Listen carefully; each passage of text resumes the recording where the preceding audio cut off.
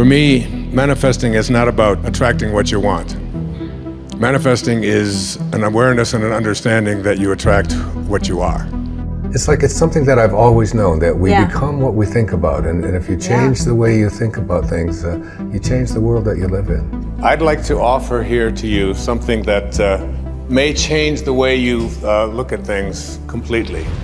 Everything in this universe was intended here, including you, including every mosquito and every palm tree and every avocado, all of the Rocky Mountains and the oceans, that everything that shows up in the material world emanates from a source.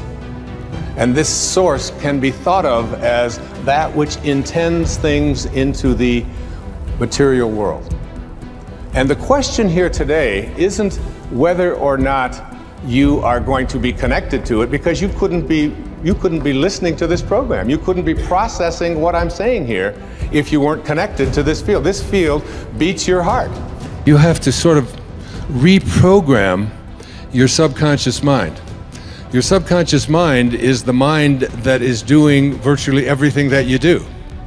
It's the mind that got you here into this room, that put your mat down, that got you dressed this morning, that get your breakfast. When you get in the car, you don't think about, oh, how do I start this thing, and how do I got to make a right turn here. Do I slow down? Do I not? You all programmed your subconscious mind to do all of these things on automatic. And according to my friend Bruce Lipton, about 96 or 97% of what we do all day long, every day of our lives, 24/7, is done by our subconscious mind. So we have been programmed to believe in our ordinariness. You know, I can attract anything I want into my life. You know, I am in charge of my life. I can create health and happiness and being positive.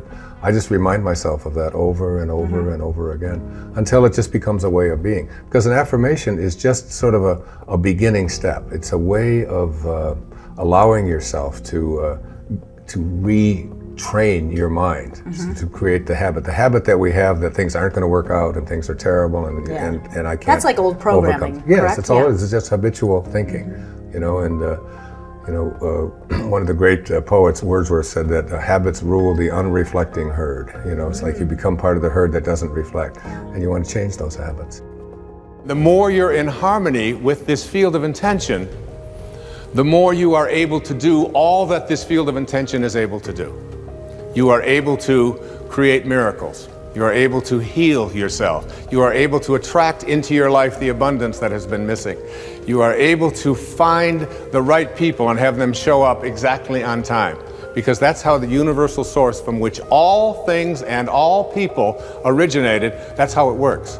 When you surrender to this, when you begin to allow this force in the universe to work through you, you begin to realize that everything that shows up here in this world shows up from a source, from a place, from an energy, from a field, whatever you want to call it, and that we and these sort of piddly little egos of ours that believe that we're so important, and whether I get it done right or whether I don't, or whether I get it done on time, or whether he does it or she does it or whatever, all of these details become almost something that occupied too much of the energy of our lives.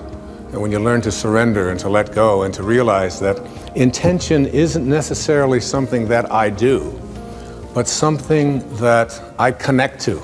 You must be able to feel it, because every time that you feel something within your body, you give a instruction to your subconscious mind.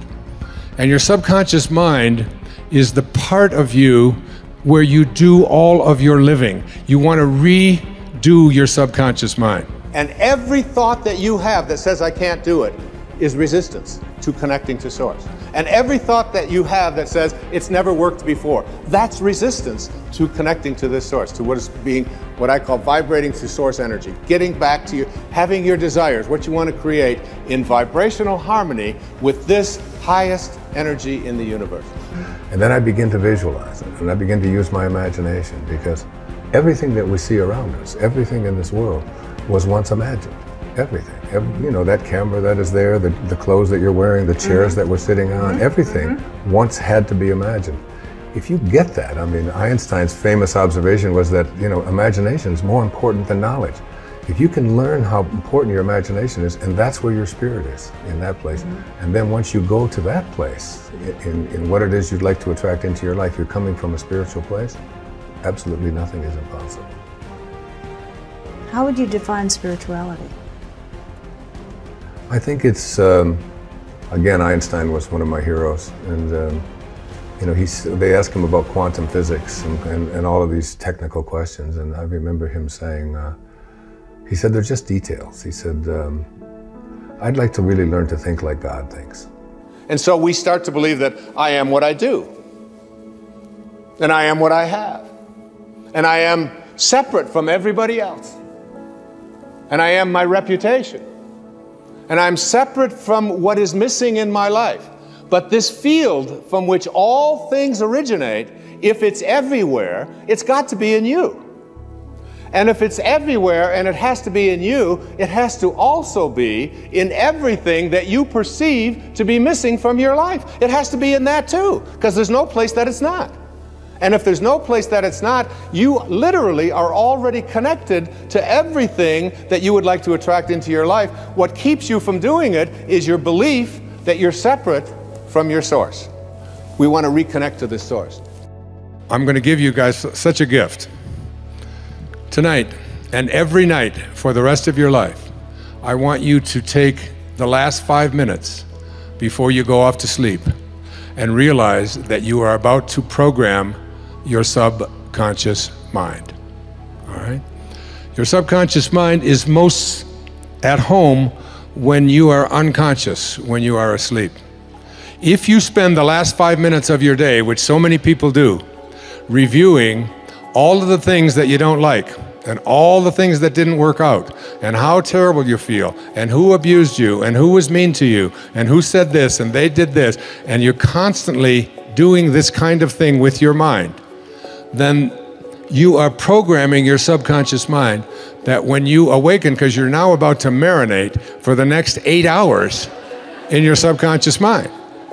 And then when you awaken, you will rejoin the universal subconscious mind, the mind of God, from which we all originate. We're all just individualized personal expressions.